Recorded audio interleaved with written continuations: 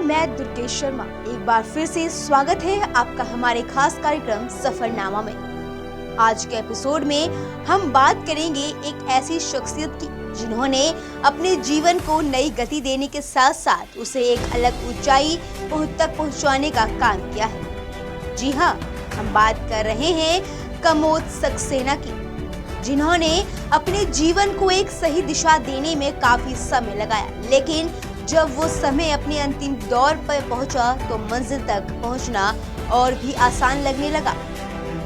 ऐसे में हम आपको बता दें कि ये जो तस्वीरें आप देख रहे हैं, इनके माध्यम से कमोद सक्सेना के जीवन में आए बदलाव को समझा जा सकता है। मार्केटिंग की दुनिया में उनका यह सफर अपने आप में एक नई दिशा देने का काम करता है। स्वागत है सफरनामा में। ये कहानी है कमोद सक्सेना की।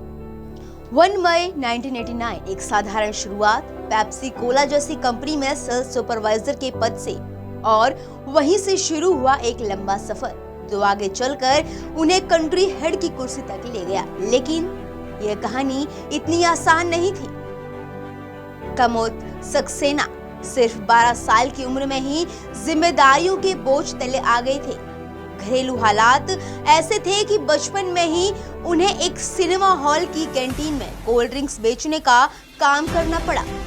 बालकनी में जाकर बोतलें बेचना, 50 रुपए महीना और हर बोतल पर 5 पैसे, यही उनकी मेहनत और यही उनके परिवार का सहारा था।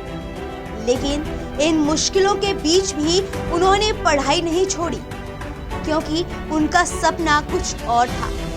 सोचिए, 12 साल का एक बच्चा सुबह 6 बजे माँ के आंचल से दूर होकर स्कूल जाता है, दोपहर 12 बजे तक पढ़ाई करता है, फिर सड़क पार करके सपना सिनेमा में काम करने पहुंच जाता है। फिल्म शुरू होने के बाद इंटरवल तक अपना होमवर्क करता है और फिर एक शो के बीच काम करते हुए रात 11 बजे तक मेहनत करता है और आखिर में थका हुआ चुपचाप पैदल चलते हुए रात 12 बजे घर लौटता है। लेकिन किस्मत ने अभी और इम्तिहान बाकी रखे थे। एक दिन उस बच्चे का मन भी कोल्ड ड्रिंक पीने का हुआ। कैंटीन के ठेकेदार उससे बहुत प्यार करते थे। इजाजत लेकर उसने एक बोतल पी ली, लेकिन मालिक के बेटे को लगा कि उसने चोरी की है और फिर उस मासूम बच्चे को चमड़े की बेल्ट से इतना मार आ गया कि वो अधमरा हो गया। उसका स्कूल बैग बाहर फेंक दिया गया, लेकिन उसने हार नहीं मानी, क्योंकि उसे पता था कि घर पर उसका इंतजार सिर्फ उसके माँ बाप नहीं बल्कि उनकी उम्मीदें कर रही हैं। वो दूसरा सिनेमा हॉल में गया, फिर से काम शुरू किया। समय बीतता गया और वही बच्चा अब बड़ा हो चुका था और बीएससी की पढ़ाई पूरी कर चुका था। इसी बीच भारत में पेप्सी कोला की एंट्री होने वाली थी। किस्मत ने दरवाजा खटखटाया और कमोद सक्सेना का चयन पहली ही टीम में हो गया। अपनी मेहनत और व्यवहार से वो जल्द ही अपने बॉस के सबसे भरोसेमंद बन गए। जहां भी लॉन्चिंग होती, कमोद हमेशा लीड रोल में रहते। 1995 में वो स्टेट हेड बने और मध्य प्रदेश से सबसे ज्यादा सेल्स ग्रोथ लाकर गोल्ड मेडल जीता।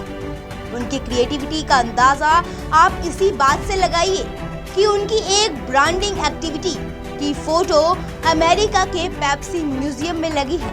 25 दिसंबर को मैदान में ब्लू रंग का सेंटा क्लॉज उतारना एक अनोखा आइडिया जो सबको पसंद आया।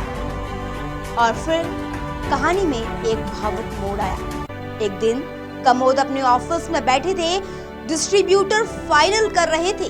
तभी वही व्यक्ति जिसने बचपन में उन्हें मारा था, अपने पिता के साथ वहां आया। कमोद ने उठकर उन बुजुर्ग के पैर छुए। पहचान होते ही माहौल भावुक हो गया और उस इंसान ने कमोद से माफी मांगी। लेकिन 1999 में जिंदगी में फिर एक बड़ा इम्तिहान लिया। उनके घर बेटे का जन्म हुआ, लेकिन वो गंभीर बीमारी से जूझ रहा था। इलाज में दुनिया में कहीं भी संभव नहीं था। कमोद ने हार नहीं मानी। मेघालय में एक हर्बल इलाज ढूंढा। 3 साल तक वहीं रहकर उसने अपने बेटे का इलाज कराया। बेटा ठीक हो गया, लेकिन इस दौरान उनकी नौकरी चली गई। जब वो लौटे तो एक बार फिर जीरो पर खड़ी हुई, लेकिन मेहनत और विश्वास के साथ नहीं छोड़ा। और एक दिन एक अखबार में कॉर्पोरेट विज्ञापन के काम से उन्होंने फिर शुरुआत की और वहीं से एक बार फिर कामोद सक्सेना बने कंट्री हेड। यही है सफरनामा, जहां कहानियां नहीं जज्बा दिखता है, जहां संघर्ष नहीं सफलता का रास्ता बनता है। हम फिर लौटेंगे एक नई कहानी, एक नए जज्बे के साथ, सिर्फ सफरनामा में। तब तक के लिए इजाजत दीजिए, मैं आपसे विदा लेती हूँ। हम फिर आएंगे एक नई कहानी सफरनामा के साथ। नमस्कार।